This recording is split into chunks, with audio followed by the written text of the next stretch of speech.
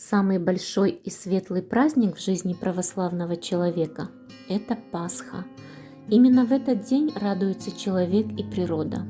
Частью пасхальной традиции являются яйца, их раскрашивание, поделки с ними. Именно яйца символизируют новую жизнь и рождение. К изготовлению подарков наша мастерская приступила за несколько недель до Пасхи, пока еще не закружила карусель предпраздничных хлопот. Наши юные читатели и участники творческой мастерской окунулись в мир пасхальных традиций, узнали их христианские истоки и сделали из доступного всем материала цветной бумаги и картона, красок и материала для декора замечательные пасхальные сувениры и открытки.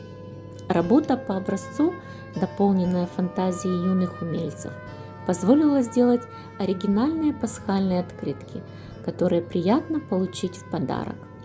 Авторами этих открыток являются Мельниченко Екатерина, 11 лет, Подколюк Валерия, 9 лет, Киоса Александра, 10 лет и Скурту Анжелика, 11 лет.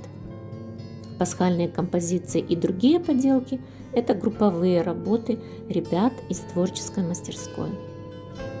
Пусть будет жизнь на радости щедра, полна тепла, любви, надежды и добра. С праздником Пасхи вас, друзья!